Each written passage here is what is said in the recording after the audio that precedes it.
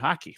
So if you are listening in at wherever you're listening in from right now, feel free to join us at youtube.ca/heavy hockey, and you can join in the chat, or you can find us on X at Heavy Hockey Net, where you stream live there as well. So welcome, everybody. That was a mouthful. Dash, congrats. Number 100. Hey? Yeah. I wasn't so sure after the second time you joined me. And it kept getting better. You weren't so sure after the second time, and then it Yeah, you back 98 more times. 98 more times. Yeah. A lot might question your decision making in life, but that's right. He had a lot more hair. Not me, because I've had a lot of fun doing it. I don't know what you'd do if you had 200 hours back in your life that wasn't talking hockey with me. But oh, geez, I don't even want to think about 200 hours. Think of how much richer your life would be. Right? Wow. But boring, lots. So boring. I mean, I've obviously done way more than 100 episodes myself. I don't even know how many episodes I've done, but when I think now, if you've done 100 with me, I've probably done double that. And I've probably done 400 hours, if not more, of podcasting, talking about the Oilers. That's just Oilerslive. That doesn't count the straight off the pipes we've done together. That doesn't count the 99 forevers we've done together. That doesn't count. You've probably done 400 hours with me, let alone by yourself. Yeah. Wow. That's crazy. Lotsy, do you have any idea which one this is for you? Couldn't tell you. I can't count that high. No, well, we knew that. That's why I asked you. Ladies and gentlemen, our numbers guy. That's right. Yeah, you are a numbers guy. Like, that's disappointing now that I think about it. I prefer to think of myself as the words guy. As the words guy. Well, you're that too. The 5-star tool. You 5-tool star, whatever that is. Some stranger says, "Don't you guys get tired of talking about the Oilers?" Yeah, that's why we're talking about my 100th episode. That's right. How many hours we waste talking to each other? Some strangers. I mean, think about that, for a second. I mean, if considering we've done, probably all of us at some point have done at least 400 hours, and we do it as a labor of love, sometimes frustration. But there are guys that, granted, getting paid to talk hockey would be nice. But to talk about the same thing day after day, like Stauffer is exclusively Oilers almost. Yeah. And he finds something to talk about every day. Like if Patrick Kane, I would tell you he's on right now. So don't, we'll just let you know that he's usually got a good show, but stay here and listen to our show. I like Staff. Staff, like, he's got a memory of an elephant. Like, the guy, he remembers everything. Who's the most prolific Oilers broadcaster, podcaster, whatever? Who is it? Staff? Maybe Brian Hall? Depends on how you define prolific. Like, I don't know. I mean, I wonder who's done the most hours. Then Jack's my goat. Jack's done quite a few hours for sure. I mean, if you think every game's 3 hours long. Yeah. Jeez. Well, I'm thinking more in terms of hours spent broadcasting. What was Stauffer does every game on 6:30, and then he does his Oilers Now show. Yeah, every weekday. How many years has he been at it? Quite a few, right? Several. Tommy Gazzola does a real stream and an hour and a half of a pregame and an hour and a half of a postgame every single game. That's 4 hours just on game days. Yeah, Gazzola's give Tommy some credit. Hard. Yeah, Gazzola goes hard. Rink report, plus he's filling in on the daytime. I've always said Edmonton is lucky, like in terms of the caliber of broadcasters they have, and how many, like, just everybody that's come through from from the early 80s with the Oilers and all of these folks that we've had our share of guys that maybe were a little bit weird at times. I won't get into who I think that is, but there's been some good writers and some good broadcasters in Edmonton. And maybe that's just because having a dynasty like the 80s Oilers will attract that type of dynasty of a team and a passionate fan base. Yeah. Oh, bang. Stranger just hit it as I said that. Yeah, exactly. It's a passionate market. And I was going to back that up by saying, like, I mean, look at the top podcasts in Canada under the sports category. Oh, yeah. Right? Sports category, not hockey category, sports category. And regularly in the top 10 is Dustin Nielsen times 3 podcasts stuff. Yeah. You know, like we've got 5 to 6 Oilers topic podcasts that pop in and out of the top 10 almost every week. For sports broadcasts in Canada. So like goes to show you, right? Like Toronto's the big smoke and the 6 and has all the population and love their Leafs apparently. But the passion clearly lies here. Like we're the fan base that's looking for content. We're the fan base that's looking for what else can I take in? What else can I absorb? And honestly, I think that's why it's a frustrating fan base sometimes, or why the Darnell Nurse haters, for example, come out of the woodwork, because we're an educated fan base. You know, like I think we do know our stuff. Yeah. Oh, buddy, if you can read my mind, yeah, we all feel for you. I feel for you. It's a prison you don't need. I mean, I was thinking that it was maybe it was confirmation that's your that's my burner. Your burner. Some stranger. This fitting name for it, wouldn't it? Yeah. Some stranger and I have disagreed a few times as well. So. You know what? Maybe he is me. That's that bipolar disorder kicking in. Yeah, that's not a good excuse, Dash. It's not an alibi. Well, good to have you guys back. We took a few weeks hiatus. We're back. Lotsy, thanks for filling in as usual. We always love having you. I mean, you're becoming just as much a regular as the two of us, if not more so. We're going to have to give you the reins and teach you how to hit stream, because clearly I don't get it. I keep messing up every time. We're not live on YouTube, or we're not live on the radio, whatever. I mean, we'll figure it out. I've only done 400 episodes, so it's not like I should have this down pat yet. A little hockey update. Bruins and Maple Leafs start the game, so no score yet. What do you think of that series so far? Pretty even. Yep. Well, yeah, I don't know. I think like the Leafs were starting to panic before the playoffs even started. Yeah. Oh, are we going to put in net, and is Nylander going to be healthy? And you can almost predict that Boston was going to do that to them in game 1. If they didn't have an answer in game 2, then the series is over. So, yeah, but I thought the Leafs were the better team in game 2. Yeah. I love how, Matthews hits the score sheet and he's all of a sudden the best thing again in the worle, and McDavid gets 5 assists. Yeah, I know. Like, and McDavid gets 5 assists. A couple of them like absolutely unreal. But McDavid's a power play merchant. That's the thing. Oh, yeah, I know. The thing, and McDavid's he does everything just so that you can't argue that he's the best in the world. Like in the playoffs come and people will, just like Gretzky, right? I mean, yeah, everybody, they were focused on Gretzky, but he'd still come out of each game with 3 to 5 points. Mm-hmm. They're focused on McDavid, but he still comes out of the game with 5 points. It just tells you how good he is. Other players in the league that are exceptional players, not to take anything away from them, but they can be stopped at playoff time. Yeah. Right. McDavid's coming off a supposed injury where he had to take a few days off, and he's hitting the spin move button like every third rush. No. That spin move is unbelievable. I don't know if it was being live at that game or if he just decided to start doing that more, but I don't know. He didn't quite look as smooth as he usually does when he does that move. He kind of stumbled a little bit, had to almost stop. But again, such a good move. He had all the time and space he needed to make a play. Same effect. You still protect the puck. You still put the defenseman on their heels and still. I put it in slow motion. It's still faster than I spin. Yeah, and smoother. Some stranger says Vancouver fan base is defecating on Pedersen. Oh, welcome to being a Canuck fan. Yeah.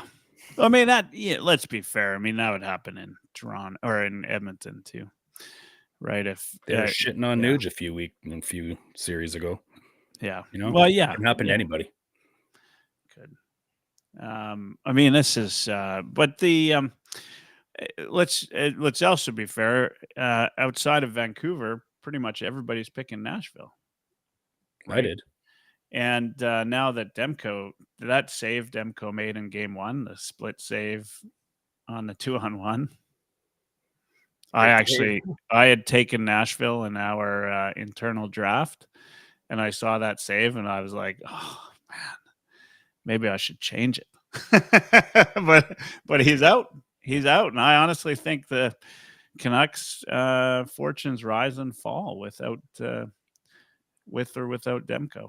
I mean, Demko was one of the biggest catalysts in my decision making in picking Nashville in the first round. The fact that he'd missed a month or at least a month, I think, and coming in, like, sure, he'd been skating, but nothing duplicates NHL gameplay, let alone playoff gameplay. So you're just going to drop him in the middle of game 1 under all that pressure of the Canucks finally being there. And if he does play and he hasn't had all the reps, will he get hurt? Sure did. Yeah. Sure did. Yeah. And I mean, he's going to be, it looks like he'll be out for the series, I think is the word that I've heard. Well, if not any longer, if the Canucks last. So as I said in our group chat, it's got to be more than a spleen. Right? Like, I mean, if it was his spleen, he'd be back next game, I think. His spleen's in his groin, I think, is what happened. Right. Yeah. It's that same knee he injured that he missed the last 5 weeks of the regular season with, but it's not the same injury from what I read. Really? Same knee, but not the same injury. It's, you know what, it's sad when that happens, like when a guy just can't seem to get it together on the injury front when they're as talented as, like, I love having a guy like Demko in the league, right? Yeah. He's a hell of a player. Some stranger asks, I'm curious what you guys think. Who's better, Demko or Hellebuyck? I go Hellebuyck just on experience and what he's accomplished. Yeah, that was kind of my thought process as well. But if I'm starting a franchise from scratch tomorrow, I might take Demko. Yeah, I think it's just easier to spell Demko, so I'm gonna say Demko. It's just easier to spell. I mean, Hellebuyck obviously has the pedigree. Demko's yet to maybe prove as much, although he's done a fair bit to say he's pretty damn good. Yeah. So, my thought is that Demko has the playoff, like that experience in the playoffs. Like, he came in the bubble and did what he did, almost led them in a comeback against the Golden Knights in the second round after Markstrom went down in 2020. So he has that under his belt. I still have PTSD from the 21 playoffs too, when we got swept. Right. Like, I didn't think it was Hellebuyck that was really why they won that series. Like, of course, he played great, but I think the Winnipeg defense doesn't get enough credit for how that series went, because, like, they just collapsed in the slot. They had active sticks. Like, we didn't get a lot of grade A opportunities that entire series. It's like Hellebuck's job was pretty easy. Yeah, agreed. I wouldn't say Hellebuyck was the reason. Winnipeg played a great series. Right? They did. Yeah. And that's going to happen. That's why the Stanley Cup's the hardest cup to win. I was talking to a Bruins fan today. I said, how are you feeling? I said, the Bruins look good this year. Like, they, that first game, they looked great. I thought they're a good team. Right. And he said, well, I'm not going to get my hopes up. He said, not after last year. And that's fair. But that's why the Stanley Cup's so hard to win. It's a completely different season. And when we're talking 1 of 16 because we won game 1. Like, think about that. Like, that's grueling. Don't forget how hard the Memorial Cup is to win. Glenn Moss says, happy 100th episode, boys. But it's actually, I've been on for well more than 100, Glenn. It's Dash. And I don't know how many of those have been happy. but it's Dash's 100th episode, believe it or not, of Oilers Live. I actually can't believe that. Really? 100 episodes you've been on? Yep. Wow. That's crazy. The last one was the 99th, so that's kind of how it works. I know. I mean, my math's not bad. You didn't even have a cake sent over to him there, Michael? Oh, yeah. No, I sent him a cake. Okay. He doesn't send me cakes. He sends me trophies. See, I've got like these trophies here. That's right. It's like best Oilers Live guest of all time. Trophies like that. Here, watch. I'll show you. Some stranger knows. Some strangers listened to a couple of these episodes. He says, just don't mention Skinner. Oh, look. Oilers Live best guest ever trophy. Oh, yeah. Yeah, I got all sorts of things Michael sends me. I remember sending that. I'm just not supposed to tell you guys because he favors me so much. There's a lot of favoritism for sure. Oh, man. I can't believe it. 100 episodes. That's great. I love it. It's good. Lotsy, you got some catching up to do. Of course, Lotsy wrote 100 episodes before you were even finished, or 100 articles before I had done my 20th episode. Yeah. So. I'm sure he did 100. I'm still waiting for my trophy for that piece. On the way with the cake. Nice. Nice. Yeah. Some stranger says just don't bring up Skinner. So he knows. He's watched a few episodes. Let's talk about Skinner. I mean, pretty good. Pretty good, I thought, last game. Did everything. I mean, I did what he needed to do. I think it was a 7-1 game, personally. There were 3 pretty lucky goals. Yeah, the Anderson goal was through 2 screens. Yeah. Yeah, he did everything he needed to, for sure. Yeah. And that's, and that's what we need, right? I thought it was good.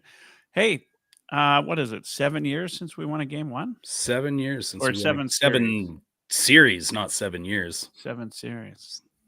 I think McDavid said we lost that series last time they won a game 1. Interesting. Who is that McDavid guy anyway? What does he know? What does he know? Yeah. What does he know? It was a business-like win. I just kind of thought they went out and took care of business. It's a little bit leaky, right? I don't think you want to see 4 goals scored in the second half of the game. I don't think you want to be giving up 30-plus shots, but I don't know. I think like the high danger scoring chances were, 18-10 or something like that. Like we'd put a good enough of a licking on them. Like 5 alarm shots, I think were 7-4. And like I look back at the past games that we played against the Kings this year and natural stat trick, and high danger scoring chances were almost dead even throughout the season series. So for us to get out there in the first game of the playoffs and knowing that we've lost game 1 to these guys the last 2 years in a row, I don't know. I just thought they took care of business. It was this is tight enough win, not tight, but tight enough. Yeah. Right. Power play was lucky. I think they were undisciplined. Right. I think like that hit was pretty gross on Desharnais. Was that Trevor Moore? Oh yeah, Moore. Yeah. Like those low bridge hits, right? A little bit of grease there, but he paid for it in the biggest of ways, right? He got to sit there and watch Draisaitl score the power play goal from his office, which ends up being the game winner. Beauty. And what I noticed slowed that down. I don't know how it got in. Right. And what I noticed being in the audience or in the stands was that like Moore was in the close penalty box and had a perfect angle at that. Like he was literally at a front row seat to Draisaitl scoring that goal. Undisciplined play cost them. The Oilers power play found its way. It has done this before, and hopefully it stays like this in the playoffs. I don't think we're going to get 4 power plays every game. But if we do, I hope we execute on 3 of them. But yeah, and I don't know if you saw McDavid's quote after the game. I think it was McDavid anyway. No. But he said it was good to see that the power play still has a few wrinkles up their sleeves. It's like LA actually did a pretty good job of holding the Oilers power play in check throughout the regular season. They were 3 for 15 in the 4 games, so it's only 20%. Yep. Right? It's like that's a really low mark for the Oilers power play. And now, granted, they weren't as good as they usually were throughout the season, but LA, they did pretty good against us. Now, like I was at the game in LA when they beat us 4-0 and we were 0-for-5 on the power play. Right. But the Oilers did still find a way to score at least one goal in one power play goal in each of the other 3 games. Yeah. The Oilers changed it up a little bit too, I thought. Like the Nugent Hopkins goal. Like if you watch that Nugent Hopkins goal, Hyman pops out over to the left-hand side, over towards the face-off dot, and then Nuge cuts back door, and he finishes in the same spot where Hyman usually finishes from. So that was an interesting little wrinkle. Did it look? Could you see like the game didn't sell out, even though the Oilers said it did? And I know that for a fact because I could literally see seats. I checked like 5 minutes or 10 minutes into the game, and there were still seats available on different websites that you could find. And I also saw a whole bunch of like, I want to say kids because I'm in my 40s, but they're probably in their mid 20s using like last minute ticket apps, like standing outside the arena and sitting there, and I could see them celebrating like, oh my God, I can't believe we got them for this much. So, you know, I thought it looked full when I was in there. I was looking around trying to think, well, I don't know. It doesn't look more empty. But then my wife said it did look actually considerably empty on TV. What were your guys' thoughts? I was actually at the moss pit, so I didn't notice it that closely. But like I did see an article from Global saying there were hundreds of unused tickets available. TSN had an article out too.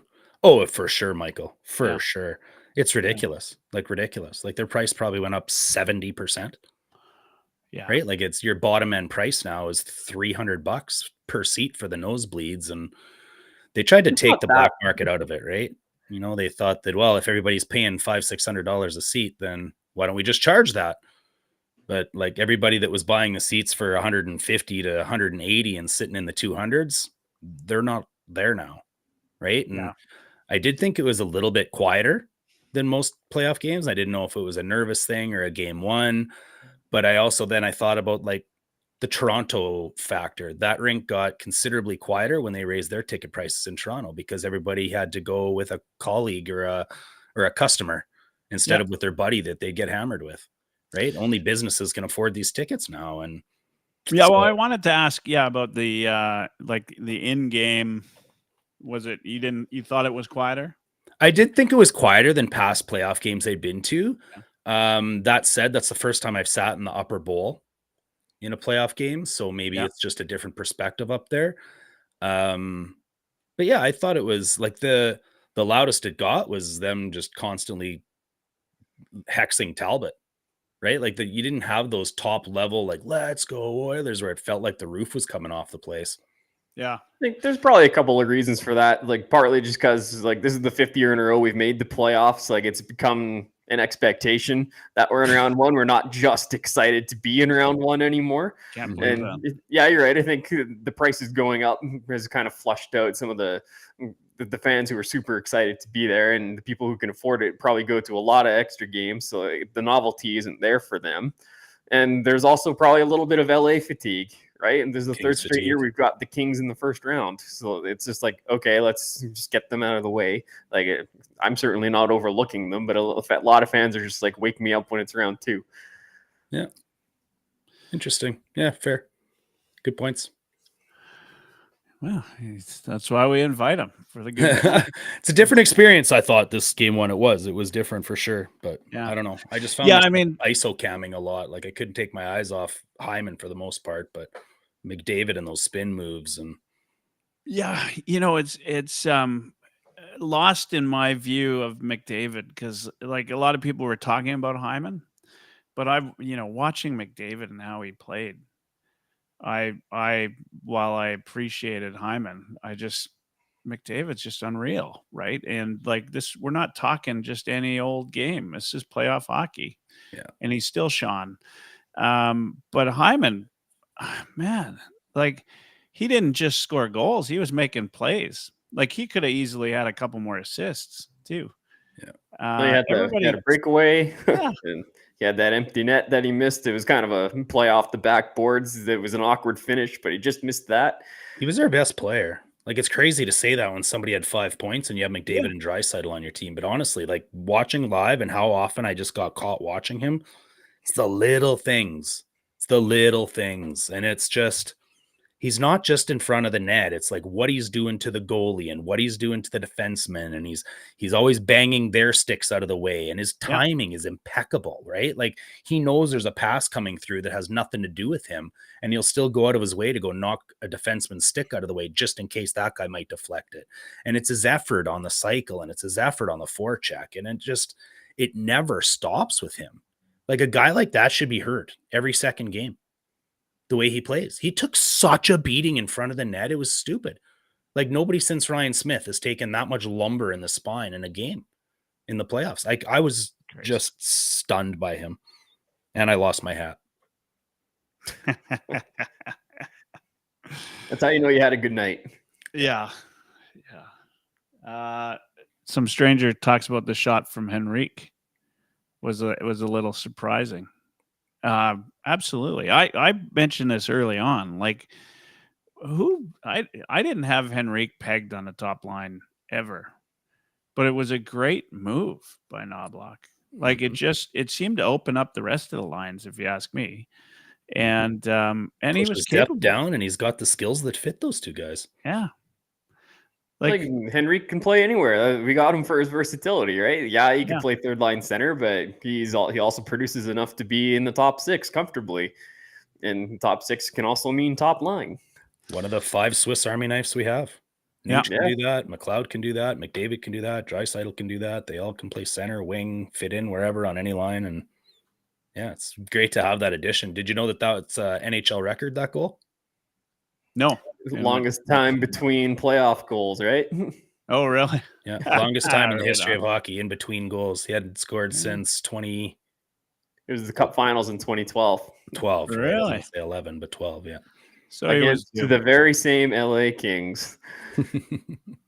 He was due. Look at that. He was due. Yeah.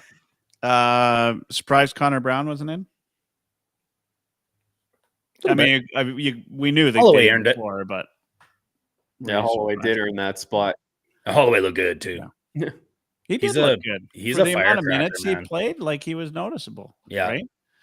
Like I thought that was great. And the 2 only different times he threw a hit, and I said to the guy I was at the game with, I'm like, "Oh damn, was that Fogle?" This is just like a freight train kind of. I'm like, "Oh man, that was Holloway." Like, I don't think you realize how big he is. Yeah, he played less than 10 minutes on the game. I noticed every 10 of them. Yeah. Like it's. In fact, he played the least out of anybody in the lineup in all situations. But sounds right. It was his second playoff game ever, right? And the first one was I think it was game 3 or game 4 of the Avs series in the conference finals, where like he got like 3 minutes or something. Yeah. So, I was happy with how the fourth line performed, though. Yep. Right. Yep. Like in that, that's a good sign, right? Yep. Like even Carrick. They looked prepared every time they got on the ice. They were buzzing. Yeah. Effective. Janmark's tricky too, right? Like there are nights where he looks like he's a top liner, right? He's an enigma. He is, and he played. He played significant amount of time on the top line in Vegas when there were some injuries. So he's played top line minutes before. I think it's harder to play like that when you play less than 11, 12 minutes a night. Right? Like to be noticeable and play less than 11 minutes, you're sitting there, you're getting cold. So guys like Holloway that can do that can get out there and still have a good shift, and Carrick and Janmark, when you get that fourth line that can still go out there and have a good shift, hey, that's awesome. Right? I just wonder if Janmark wasn't like electrocuted at a young age or something, and like tortured, where they're like, you must focus on defense. You must never make a mistake. I've never seen a player quite like him where he will just 120% of the time default to the safe play instead of trying to. And maybe that's his job, and maybe that's his role, and maybe that's why he's got a job and making $100 or $1 million a year still. But he's almost a perfect hockey player. Like you go and look at his analytics and the way the shots against when he's on the ice, and he just doesn't make mistakes. He's one of the most trustworthy players we have, but he just doesn't do anything offensively, like anything. Yeah. Yeah. Like, it's not like Belanger where but he's not helping on his stick. He just doesn't do anything. Sorry, Ryan. No, it's all good. All good. What did you say? I missed it. No, I didn't. I was just saying, like, he doesn't really hurt you at all. That's the big thing. Like, he's a reliable vet. He's not hurting you, but like, he's not helping you offensively, like you say, either. Yeah. So good bottom sixer, good fourth liner for sure. Yeah, absolutely. I mean, it's he's been good for the Oilers, and when he comes in, I think it's exactly what you said, Dash. I mean, he continues to do the right thing, and he's, it's not, you don't leave a game swearing at Janmark, right? Like, look at on the Kings, the guy that they traded for and are spending $8 million a year for, possibly the worst contract in hockey right now. And that's saying a lot, because just south of Edmonton, they've got Huberdeau. He was a difference maker in game one, because he sat in the box. He took a couple of bad penalties. He was like, and Velarde wasn't there, who when Velarde came back last year was a big presence. Oh yeah. Like, I'd rather, I was scared when Velarde was on the ice. When that trade went down, that's exactly what I said. Like, Kings got hosed, and then they went and gave Dubois all this money, and this is what they get. I mean, what did he? What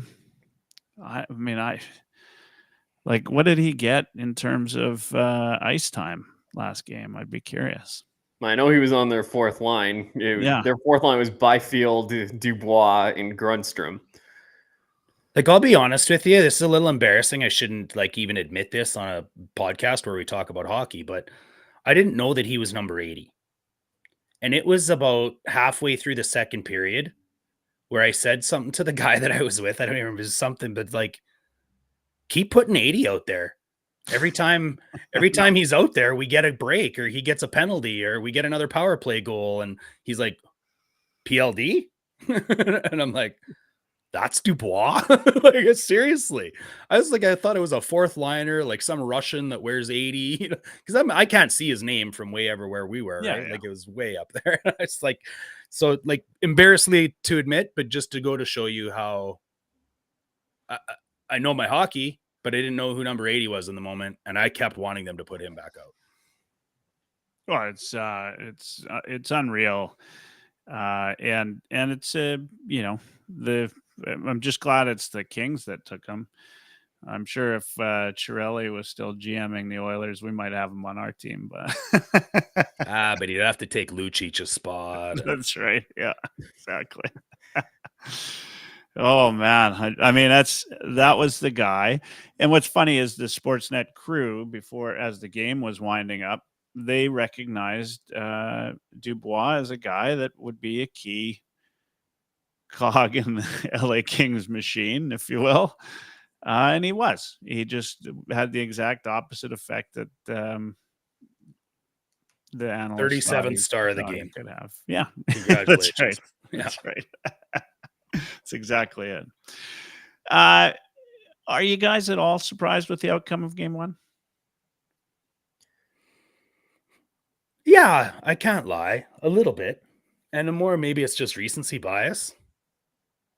We lost game one. That's okay. That's kind of been the Oilers we've always had, right? The slow starters, and then they need to get punched in the face before they react. And so, yeah, I was a little bit, but then I also wasn't, because I picked them to win in 5. So ultimately, they were going to win 1. Maybe it's game 1. Maybe it's not. Maybe they won't. Maybe it'll be a sweep now that I saw that. But I don't know. It was dominant, you guys. Like, we took him to the shed. Like, I didn't ever think that game was in peril. Not for a second. Like, people stopped cheering. There was probably half our section stopped even standing up after they were scoring. Well, until when does that happen in the playoffs? Until the wave came around to them. Then sit in your seat with a golf clap. Oh, hey, hi, look at that. Well, it was the library of old, right? The Oilers library in the 80s, right? It was like, they'd sit there and watch Gretzky and the gang, and here we go again, 7-2. Yeah. Yeah. And I mean, there's something to be said about, what Lotzi was saying. Like we're 5 years into, round the clock playoffs. Yeah. Playoffs are the expectation. Look at Vancouver, right? Look at Vancouver right now. They're going crazy. All the players. I mean, granted, most of them haven't seen a playoffs in their life, so they don't know what the fans are like. But they're all saying, "Oh, I can't believe this is the loudest I've ever." And then we had LaRock on, and he's talking about when the Oilers in 2006. It was shaking the dressing room. It was so loud. Yeah, they could feel the floor vibrating. Yeah, I mean, that's the old building too. But good point. I'm thinking back to 2017. Like, I paid $500 for a ticket for round 1, game 1 of 17, and I was in the upper bowl. And like my throat was gone, like my voice was gone by the time the third period started. Yeah, and it has been 5 seasons. So you look at this, like it just reminded me. Like I went to San Jose to watch a playoff game in 2017 because it had been so long, right. And so we got on a plane, we went to San Jose, and it was actually would have cost us more to go to Edmonton. Did we play San Jose in the first round that year? Second round. No, 17. It was round 1 for the Sharks. Was it round 1? Yeah. Well, I was lost to the Ducks in the second round. I was at the game. Corey Perry scared the game winner when Kessler hanged on Talbot's pad. Yeah, I was at the game where Draisaitl speared somebody in the nuts. Speared him in the nuts, and we lost 8, whatever. Anyway, terrible game to be at, but it would have cost me more to go to Edmonton. Wow. Than it did to fly. We flew into San Jose. Didn't even stay overnight. Flew back. Nice. It was packed. I remember the 50-50 seller said, "Oh, I love it when Canadian teams are here because the 50-50 is like over $500." Yeah, they're like, "Hey, it's 20 grand tonight. It's amazing." Yeah, they don't pick up on the 50-50 in the U.S. I don't get it. We love it. But they don't. Yeah, we're degenerates with our 50-50 up here. It's chase the ace in Atlantic Canada. It's not even just Canada. It's Edmonton, you guys. Yeah, it's Edmonton. Problem in Edmonton, and that's where it starts and ends. I mean, it in Edmonton holds like the top 100 records for 50-50, I think, or something like that. And for top 100 records for best donaire. Did you guys hear they're firing donairs in the t-shirts at the game? Dash? They were, man. It was right over my shoulder. Yes. Well, they wrapped the donairs up in t-shirts and stuck them with or without lettuce. What's That's the money question. They were wrapped pretty tight. I don't know. I don't think there was a lot in there.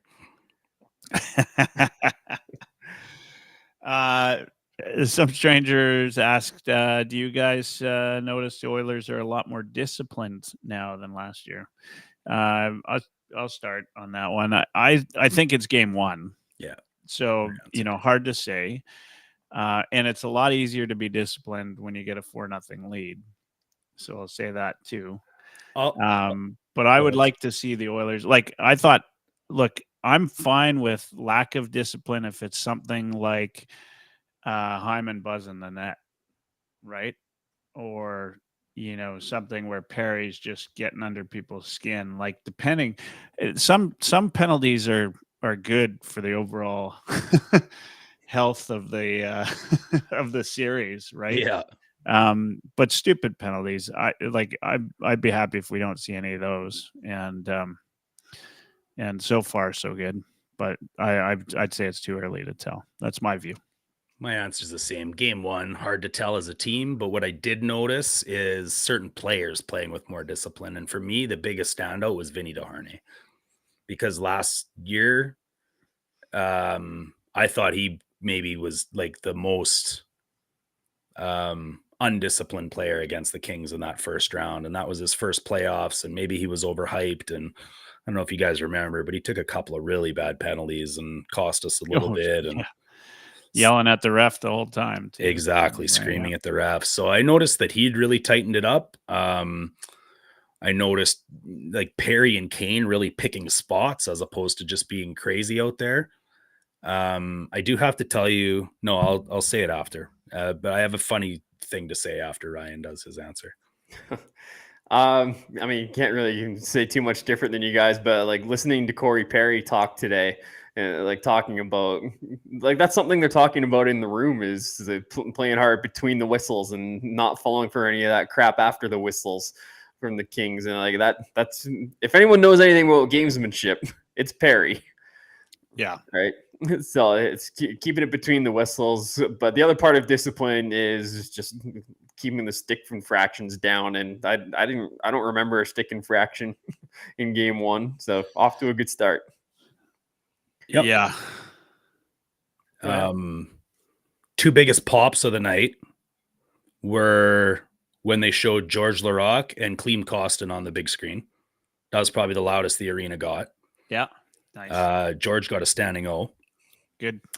The funny story I want to tell is, so who had the puck go off their glove? Lewis? Yeah. Yeah. It was, Lewis. Yeah. Okay. Was it Lewis? Yeah, it was Lewis. Yeah, for sure. So it seemed like they showed the replay in house, right? And it seemed pretty dead obvious that this was going to be, off the hand and not going to count. But the refs were talking and it's like they kind of kept like nodding back and forth. And all of a sudden, the guy behind me goes, "Do you think they're trying to decide what should we tell Corey?" Yeah. That made me laugh a lot. Yeah. Yeah, no, that'd be a good one. Like he's on our side this time. I actually I switched my view of that. I didn't think it was conclusive at the end of it. It just looked like it might have got through the glove, you know what I mean, and hit the stick. But hey, we got a call in our favor, and one where I would have, accepted the other. Well, for a second there, I was thinking, like, did it bounce off of Skinner before it went in the net? Because then it wouldn't have mattered. Like, I don't even rule. Like, you can't hit a member. I think it would have mattered. Yeah, or not mattered. It wouldn't have mattered. Yeah, I don't think it would. But I actually didn't. I didn't realize. I wasn't sure, 100% sure if you could bounce it off down that way or not. So, but I guess you can't swat a puck in. I know I've done it in the game and it got called back. But it was a lot more obvious than that one. It was a lot more obvious than that one, I'll tell you. I was just sitting in the blue paint one time and the puck comes down and like, boom, right in it. Like I don't know why, but I just thought it would be great to like swat it into the net, and afterwards, all I had to do was just let it drop and then poke it in. Actual league game. Some stranger says Leon ? I think he's talking about discipline. I think that came in. Was he more disciplined? That's my guess. Yeah. I'll say this. I've said this a couple times this year. Like, not enough people talk about how fast Leon Draisaitl is. Like, he took off on a straight line. He is nuts. Oh, yeah, man. Like, geez, dear God, the guy's fast. And his ability to protect the puck when he does it too. Like, I know he does it on the back check sometimes, but like, I think his ability to protect the puck is maybe unmatched in the NHL. Like, he's Joe Thornton. Like, it's like he shot out of a cannon though. Well, he's gangly and he's strong and he's got a big ass and like, you just can't get to that guy's puck. You just can't. It's true. It is true. All right. Game two. We got about 10 minutes or so before Jesse joins us from All the King's Men. Let's talk a little game two. Obviously, Skinner's back in net. I actually should have checked before we got on air, but I assume Talbot's back in. Yep, Talbot's back in. Yeah. Both teams are running the same lineup back. Yeah. I mean, it didn't feel like any of that rested on Talbot. He wasn't stellar by any stretch, but people. What do you do when Hyman has a 2-inch tap in? What do you do when Nuge has a 2-inch tap in? What do you do when Draisaitl's picking corners from behind the red line? Oh, I'm sorry. Like, yeah, he didn't play great. He didn't do his team any favors, but yeah, I don't know. You put Skinner in that goal, we might have scored 7. You know what I mean? But yeah. Didn't matter which goalie was there, is what I'm trying to say. I think it's the defense left Cam Talbot out to dry a few times for sure. Oh, for sure. Who is the best line for the Kings, you guys think? I mean, Arvidsson had a few really good chances, especially early in the game. Like he had that breakaway and then come back the other way, and Hyman gets the second of the game. I think it was the third goal. It's like, I know he was good. Kempe had 5 shots, like that top line with Kopitar and Kempe, and I think Moore's on that line now, if I'm not mistaken. I didn't think Kopitar was that noticeable. I think Kopitar was on the defensive side of the puck almost exclusively. He kind of let the other 2 guys do their work. Yeah, it was Moore, lots of, you're right. But I noticed Moore and Kempe a lot. Yeah. I thought Laferriere, I thought he had some good speed. He had some. Yeah, that's who was on the top line. It was Laferriere. Yeah. Deneau does what he does, right? Like I like Deneau. I hate playing against him. It's not pretty. Yeah. But he just, should it be? I was on 99 Forever with Eric a couple nights ago, sort of to talk about the series, and you were talking about X factors and that were outside of the sort of normal guys that you would expect, and Deneau was up there for me.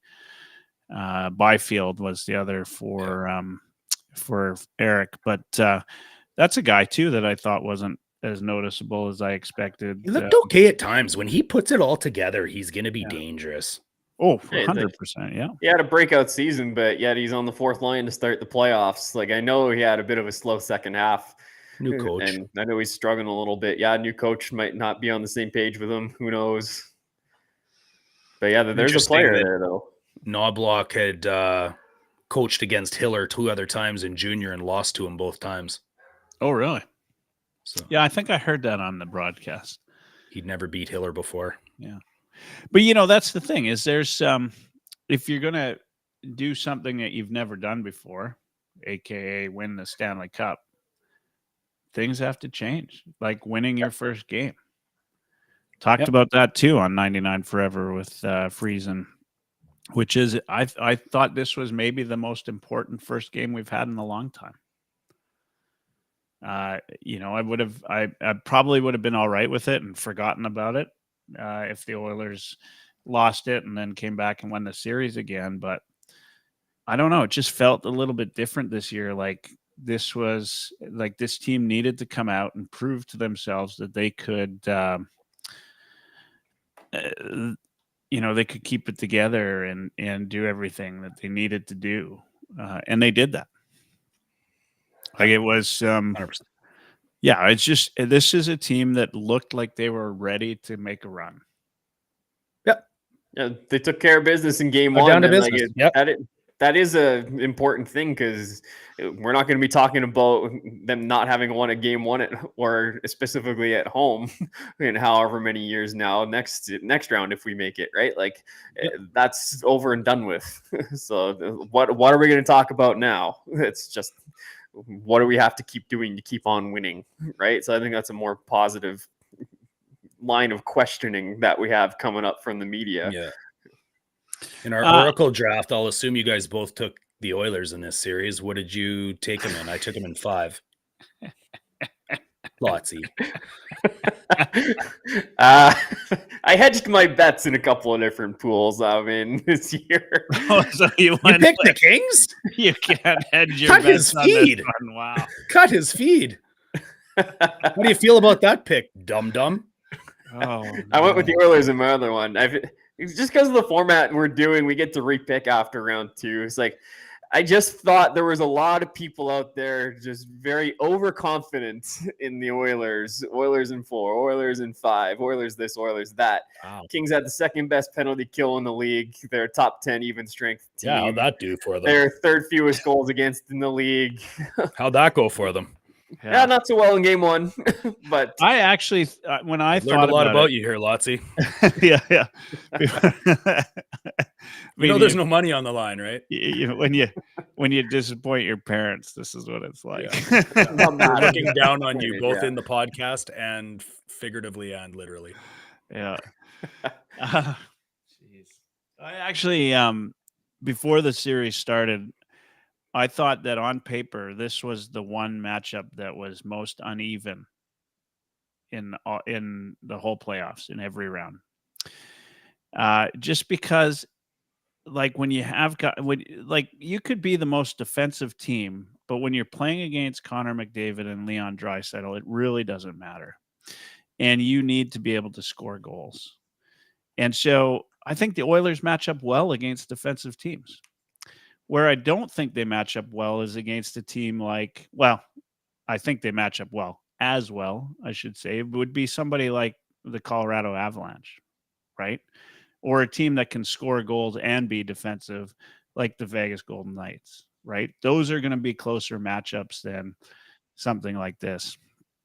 It's the teams that are faster and that play a more aggressive style that seem to give the Oilers trouble. Yeah. Yep. Yeah. All right, we're going to take a break. When we get back, we're going to have Jesse from All the King's Men podcast is going to join us, and we'll talk about Game 2 tonight and get his views from a Kings perspective on Game 1. We'll be back in about a minute. Then the rest of the fantasy hockey hacks right here on Edmonton Sports Talk, Wednesdays at 9 p.m. Mountain, or tune in at youtube.ca/heavyhockey and make sure you like and subscribe. Looking for a hockey fix? We've got editorials, fantasy hockey, monthly brackets, and more. Go to heavyhockey.com. Hey, it's Oilers Live Tuesdays, a regular 9 p.m. Mountain Time, now streamed live on EdmontonSportsTalk.com, or tune in at youtube.ca/heavyhockey. Make sure you subscribe.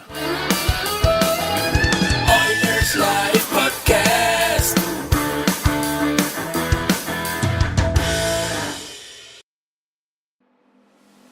Want hockey podcasts? Tough Call Podcast, 99 Forever Podcast, fantasy hockey hacks, and replays of Oilers Live. Available anywhere you get podcasts. Just search for Heavy Hockey Network or go to heavyhockey.com. That's right. We need your help. We need your subscriptions. Make sure you subscribe at www.youtube.ca/heavyhockey.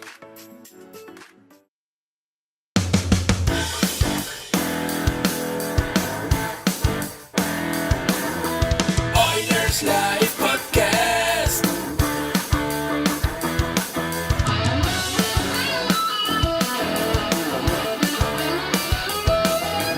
Oilers Live Podcast.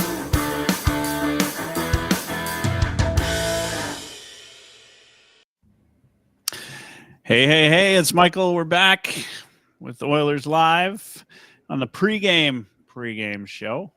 Thanks for tuning in, whether you're on TuneIn, iHeart, EdmontonSportsTalk.com, YouTube.ca/heavyhockey. Please join us. You can chat. We've got Jesse Cohen from the Kingsmen podcast. Well, some of us like Edmonton, Jesse. Appreciate you joining. Thank you for taking some time with us pregame today. Do you guys do a pregame pod as well? No, because I am hosting the pregame radio show for the team, so I have to dash into the office in about 40 minutes. Nice. Wow. I'm happy you took some time to join us. It's good to well, we love to sit in our wind tunnel and listen to each other speak about how great we think the Oilers are. I got to ask real quick, are you saying wind tunnel because you can hear my fan, or wind tunnel? No. Okay. Like we're in a vacuum where we Gotcha. just think we're the greatest and we don't look anywhere else. But Sure. That's right. Before Michael goes on, likes I'd just like to say I'm a huge wrestling fan, so putting Nobody Likes Edmonton in your name is actually a real classic heel move that I'd like to respect. I mean, it's the truth. Are you a wrestling fan, Jesse? I'm not. I actually have strong antipathy towards professional wrestling, but I appreciate that other people have their own. Let's have this conversation another day then. Yeah. I'm always amazed at I'm kind of with you, Jesse. I'm not a big wrestling fan, but I'm always amazed at the connection between wrestling and hockey. Hockey fans in general tend to be wrestling fans. I think it has to do with the pageantry. Maybe. I mean, it's like we call them uniforms, but let's face it, hockey uniforms are costumes. Yeah, that's right. And wrestling is just. Oops, sorry about that. Wrestling staged, hockey's staged. Well, I wouldn't go that far, but the storylines that people want to focus on in hockey sometimes are just as dumb as the storylines they come up with in wrestling. That's fair.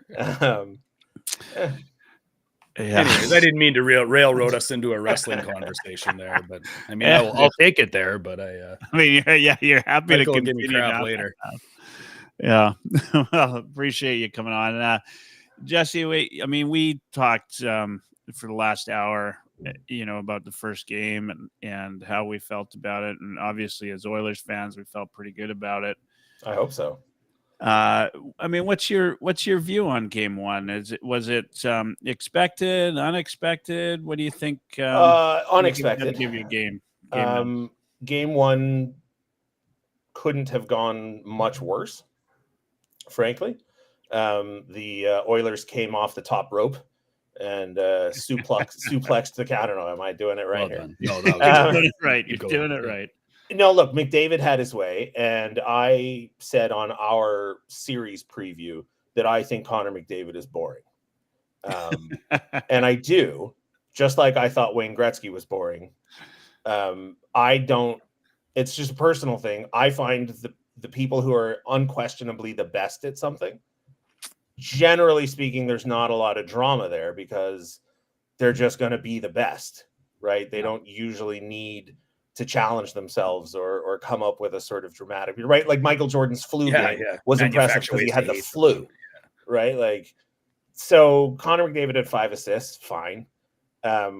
Zach Hyman had a hat trick. He had 53 goals in the regular season. Yep. So, okay, fine. So our penalty kill couldn't do anything after having a pretty solid season. It was a nightmare. It was not great. And it was not a 7-4 game. It was a 6-2 game. With some I'd argue it's closer to an 8-1 game. Well, I mean, the score was 6-2 when the silliness started with 3 minutes left. Yeah, that's fair. That's fair. Take it as 6-2. Just a lot of deflections and funny goals. Yeah, the 2 goals that we got. I saw somewhere somebody said that the Kings outscored Edmonton at 5-on-5, and not really. Sure, they got the goal from Dubois and the goal from Moore, but I'm not crowing about it. I think it was an atypical performance by us too versus the Kings. Like I had mentioned earlier before you came on, high danger scoring chances on the season series were actually fairly even, but we doubled you in high danger scoring chances in game one, and that's not typical of the way that you guys defend against us. The Kings didn't play well. I mean, that is the positive that I think Kings fans should take away from, and that Oilers fans should be worried about for the rest of this, if you want to be worried about anything, is that the Kings didn't play a good game one. So nothing was learned by either team. We knew Connor McDavid is incredible. We knew Zach Hyman has turned into a goal scorer. And if we could go out and get some rich kids on our team, in a short well played. But yeah, I mean, I don't think anybody learned anything about game one, and all the cliches apply. It's a 7-game series. Yeah. It doesn't start till home team loses, blah, blah, blah. Yep. So we go back, we go game 2, and Kings fans have to hope that there's a better effort. Yeah. I strongly believe there's no momentum in the playoffs. I think the guys are professionals. They hit the reset button.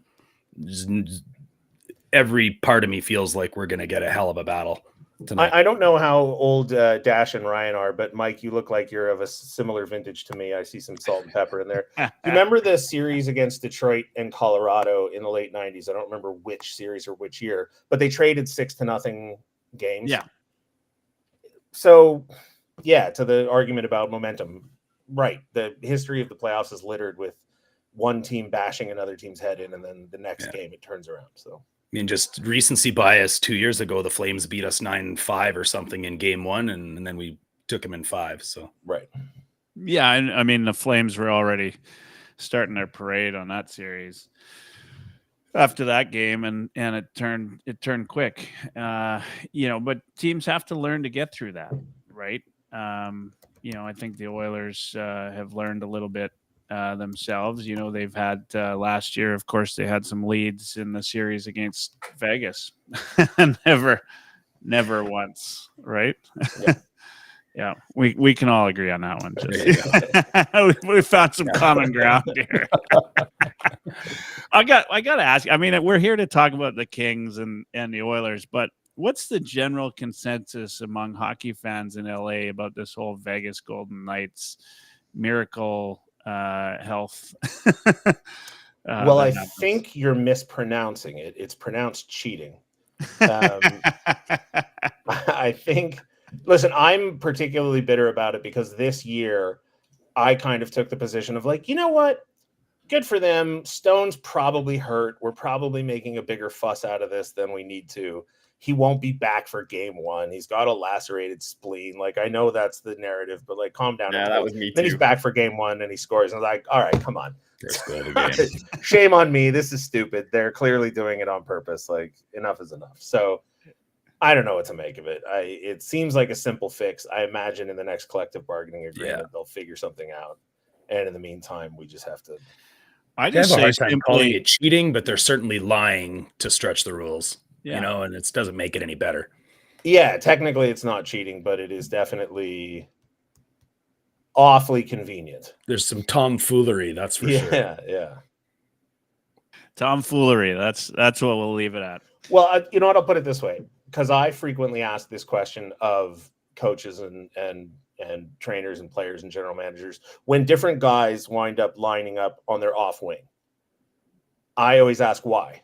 Like why is on our team, for example, Adrian Kempe plays the right side even though he's a left shot. He spent years rotating between center and left wing. Suddenly he winds up on the right side. Now we only have 2 or 3 guys that can shoot right.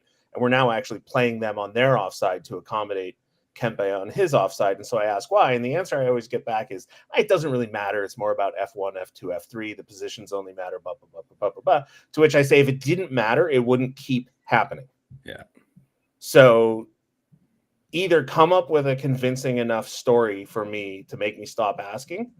Yeah. Or just or just admit that it matters. That's how I feel about Vegas and the LTIR. Like, you can't tell me that it's coincidence and that it doesn't matter, blah, blah, blah, because it keeps happening. So if it keeps happening and it keeps happening the exact same way, it matters to somebody. It's not just random happenstance. It looks like a duck and it quacks like a duck. Yeah, well, random happenstance is random. And this is not random. This is not random at all. No, it's anything but random. Yeah. That's for sure.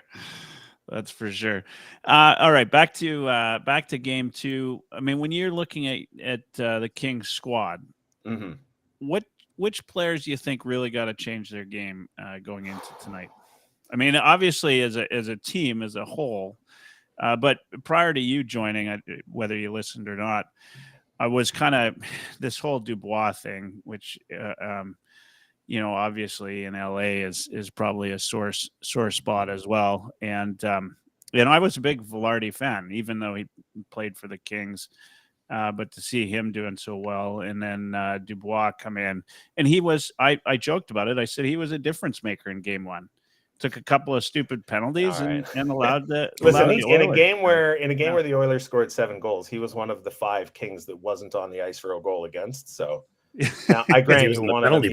Yeah. Yes, you have me on that one. But I do have to remind you that I'm a team employee, so there's no such thing as short in LA.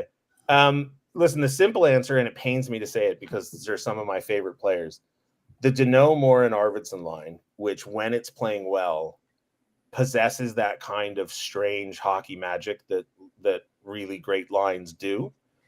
But they couldn't do anything in game 1. And frankly, I don't think they've looked particularly like themselves since being reunited again recently. I don't have the number of games off the top of my head, but maybe 5 or 6 games ago. they were put together, and at times they have looked good this season.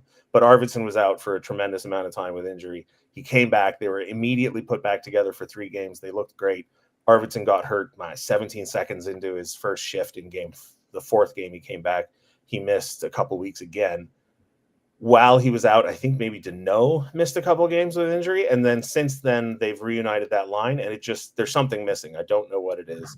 I don't know if it's because Fiala played most of the year with Deneau and Moore, and they're used to him. I don't know if it's because Dubois played in between Arvidsson and Moore briefly while Deneau was out, and maybe they're used to that. I don't know what it is, but there's something off about that line, and they were victimized by McDavid.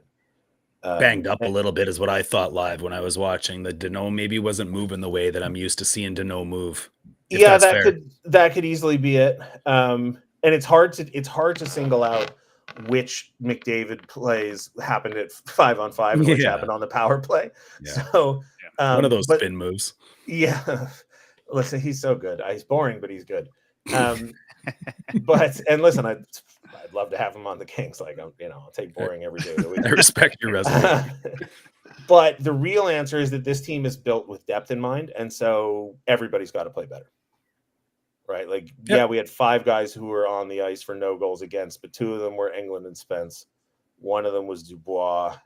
I don't remember the other 2 off the top of my head. But it wasn't as if those 5 guys were shutting Edmonton down or generating tons of chances. It was just those guys don't kill penalties, or they were in the box.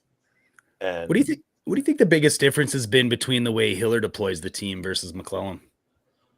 I don't have enough time to get. I gotta go. Well, I said the biggest, but I realize there's a huge difference. The biggest is probably that McClellan. When McClellan was at the end of his tenure, and there were debates about whether or not he should lose his job, the cliches started flying fast and wild, right? He's lost the room, blah, blah, blah. And I always said, I don't think he's lost the room. In fact, I think quite the opposite. I think he's got too much control on the room. The lines never changed.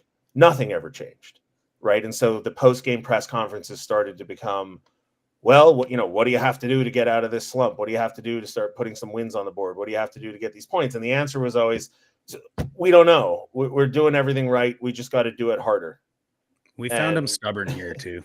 Yeah, and I, the metaphor I started using to try and surreptitiously share my feelings without coming out and insulting. Gosh, like I said, I worked with the team. But the metaphor I started using was the Death Star. Like, is the Death Star, and I'll ask you guys to sincerely answer the question, is the Death Star a good weapon? Yeah, well, it was the most powerful weapon in the galaxy. Sure, until one X-Wing went down its trench and shot a torpedo down its exhaust shaft. Like, once you know the weakness and once you know how to exploit it, suddenly it's not a great weapon. It's a big, stupid ball of metal that's easily beaten. They did it 3 times over 9 movies. So you build a system, you effectively teach the system, you get everybody in the room playing the system, and then things start to go wrong, and that's it. You don't have, I suppose a better analogy would be the British Armada versus the Spanish Armada, since that's a real world thing and not made up. But, the British, I think I have this right, maybe I have it backwards. One of the 2 countries had a huge navy full of gigantic ships that were slow moving but heavily armed, and the other country came in with small, swift. It's the Montreal Canadiens and the Philadelphia Flyers in the 70s, right? Like, you perfect one system, then somebody comes in and figures out a way to exploit it, and then you're just like, no, I'm going down with the ship. So it's admirable in a way, but at the end of the day, your ship sinks and you're at the bottom. Well, in the NHL, once you've perfected that new system, everybody copies you the next year. Right? Well, or maybe 2/3 of the teams copy you, and another third, maybe he frustrated us in Edmonton too. Similar things, right? Like his refusal to take McDavid and Draisaitl off the same line. He kept going back to Lucic, and maybe that was a Chiarella thing. I don't know, but just stubborn. Oh, it's going to work eventually. I'm going to just keep jamming this square peg into the round hole until it's. Jim Hiller has not done. He gave us lines in practice that we assumed would be there for game 1. And then warm-ups, he rolled out those lines in warm-ups, and we were like, okay, Carl Grundstrom on a line with Pierre-Luc Dubois and Quentin Byfield on the 4th line. And then the game started, and your 3rd line was Fiala, Dubois, and Byfield. Yeah. So, I mean, even from warm up to 3 minutes into the game, the lines were the same. So that's probably the biggest difference. Now, your view of the Oilers, I mean, obviously we've got our own view as guys that watch the Oilers all the time, but, you know what you're going to see from Connor McDavid, Leon Draisaitl, guys like Hyman. Who stuck out to you that was unexpected? I don't mean this to be rude, but nobody. Okay. No, Like that's fair. Connor McDavid had 5 assists. Yeah. Zach Hyman had a hat trick, and Leon Draisaitl. I'm terrified. I live in terror of Leon Draisaitl. I am more scared of Draisaitl than I am of McDavid. And his goal on the power play, the game winner, the 5th goal, early in the 3rd period, is why. Because I don't know what you're supposed to do with that. I mean, most guys, their wives and their girlfriends want Leon, and so we're all, we're all, whether it's on the ice or off the ice. I mean, we're all terrified of Leon. It really doesn't matter, right? Yeah. No, that's no, Leon. I still, I keep talking about that goal. I played it back. I can't figure out how it went in, but I don't know how you're supposed to stop it. I mean, you don't. Yeah. It was just and it's not like that was put on a tee and like that thing was wobbling coming in. McDavid fired that thing to him. Like I was thinking to myself, like, what's he gonna do with this? It's gonna be like a Sedin slap pass. And all of a sudden he one time the goddamn thing. Let alone put it where he did. It's like, and you can't even blame. You can't, like, on the was it Nugent Hopkins that scored on the backdoor tip in? Yeah. You can go, all right. Yeah. You're supposed to break up that pass. You're supposed to be, supposed to. McDavid sends the puck down to Draisaitl. You're not supposed to anything. It's a perimeter pass from the top, from up high down low. It's not a scoring. It's not creating a scoring chance, and then all of a sudden it's a goal. I don't know. A one-timer from that angle, it like just with the puck coming to you from that angle, like that's ridiculous. And boys, he's done it like what, 5-6 times this year? Yeah, I think he have 7 goals against the Kings in last year's series, something stupid like that. But just like scoring goals with his feet on the wrong side of the goal line, like it's asinine. Nobody else in the league does that. What I am worried about is a Corey Perry game. Yeah. Right. One game where Corey Perry just decides, you know what, just for old time's sake, I'm going to haunt the Kings and do something. I don't know what, but something. Because I didn't even hear. I don't think I heard his name once in game 1. Or if I did, it didn't matter. Yeah, we talked about that a little bit earlier too, which is when it's 4-0. I mean, a lot of that kind of goes to the wayside, right? Like your whole idea is to just stay out of the box, continue to play discipline, don't get drawn into anything. Yeah. And that includes guys like Corey Perry, who, he's a veteran player. He knows better now, I would think. And I thought the Oilers did reasonably well. We talked about the discipline they had in game 1, but we also said, like, it's hard, it's hard to judge anything by that because of the way the game played out. Players play better when they're pissed off, right? Kane is one of them. Perry's one of them. I think Draisaitl's one of them. Draisaitl, for sure. Yeah. One thing that both coaches for the Kings this year have said is that Adrian Kempe plays better when the other team is pissed at him. Oh, yeah. Draisaitl's like that, I think. Yeah. So obviously with the score getting out of hand pretty quickly, like 4-2 at the end of the second, like technically you're in it, but it was 4-0 with I think 11 minutes left to go in the second period. That game's out of hand at that point. Like I said, there's not much to learn about it. Can I ask you guys a question though? You bet. We all heard the Mark Spector talk about the 1-3-1, and we're all wearing it like a badge of honor down here. Do people actually care about the 1-3-1? I think so. Yeah. Yeah, it's the hockey nerds up here that care about that more than anyone else. Yeah. I mean, I've look, I'm just off a barge in Atlantic Canada, and they talk about it out here. Like non-Oilers fans talk about it out here. There's not a lot of love for it. I'll be honest with you. Yeah.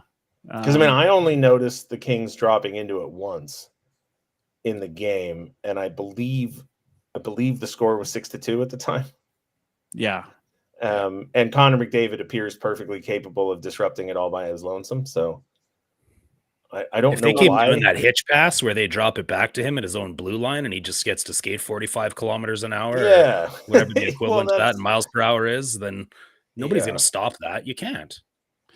It's like a slingshot, right? Like he just comes out of there so fast. It's unreal. It's boring. Well, that's the exact Boring. It is. Boring.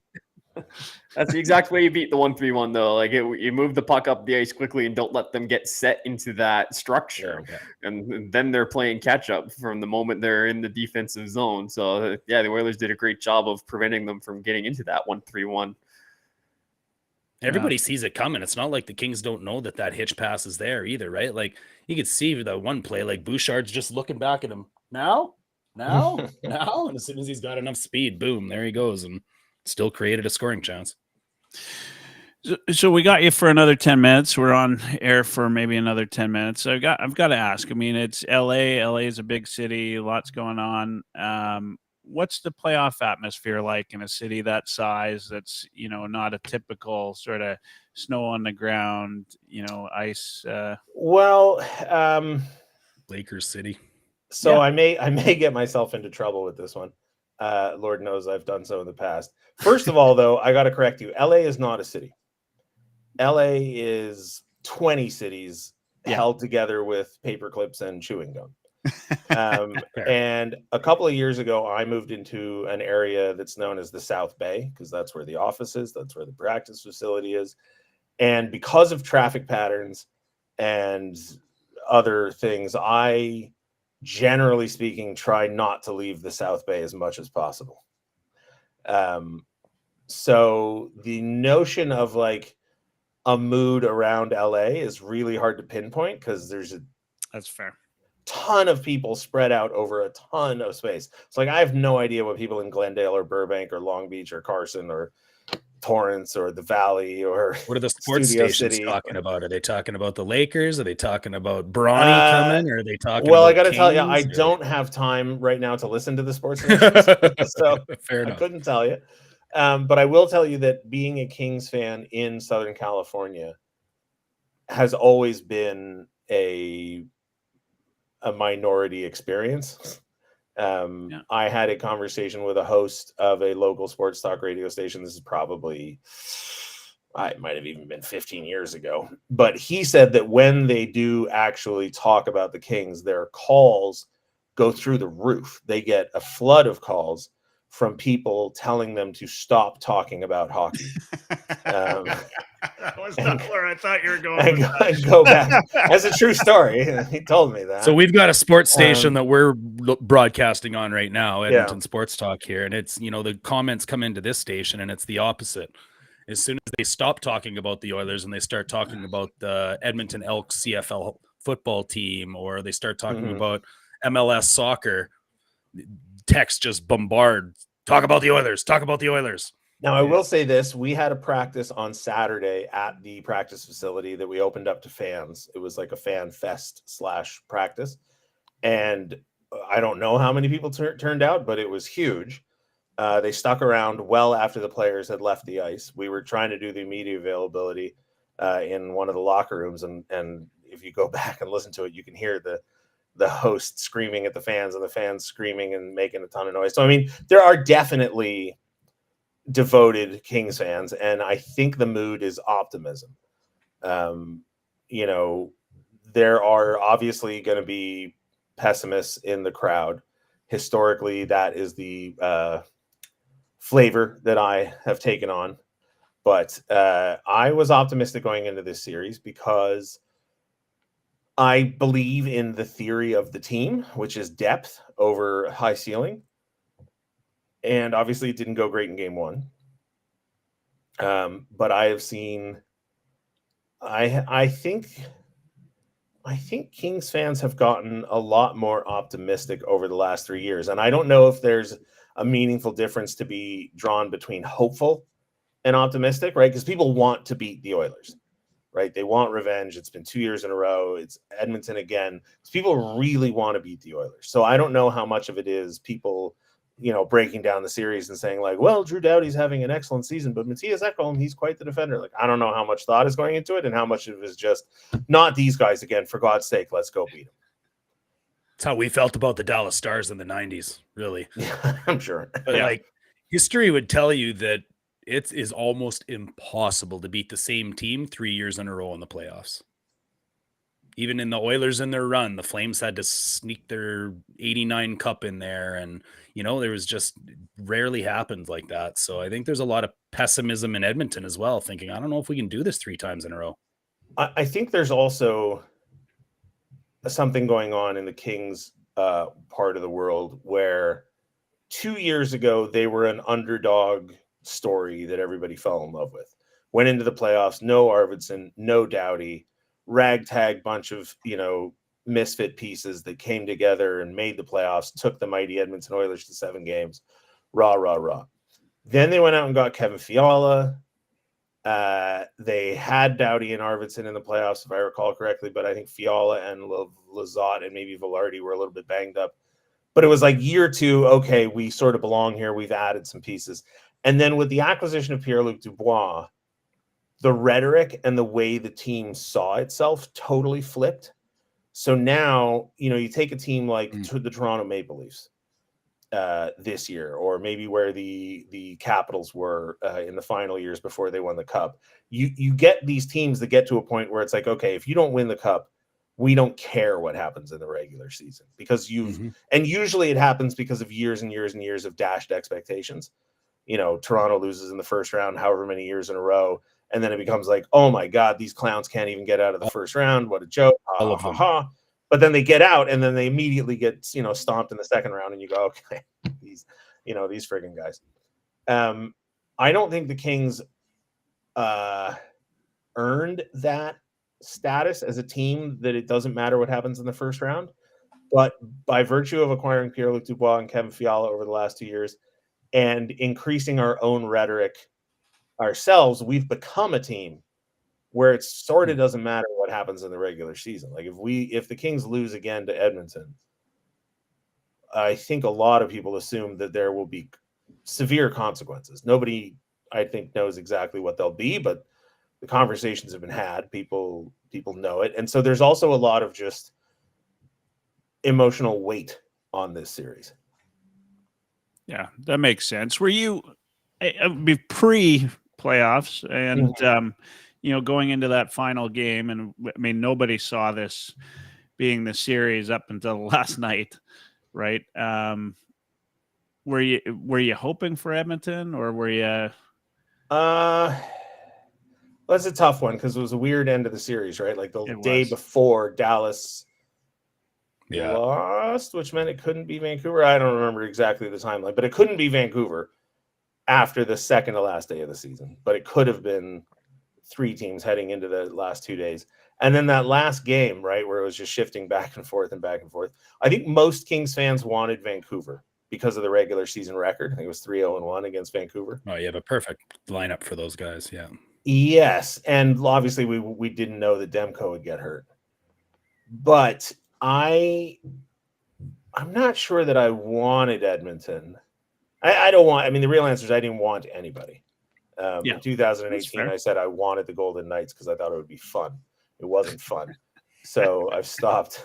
So you stopped doing that. Yeah. But the Kings, Jim Miller said it in media availability. I can't remember if it was this morning or yesterday, but he repeated something that he said a few days before the season ended, which is that the Kings have played a couple of poor games down the stretch recently, but that they don't do it 2 games in a row. But I think one of the issues with this team all season long has been, and the players have said it, so I don't feel too nervous saying it.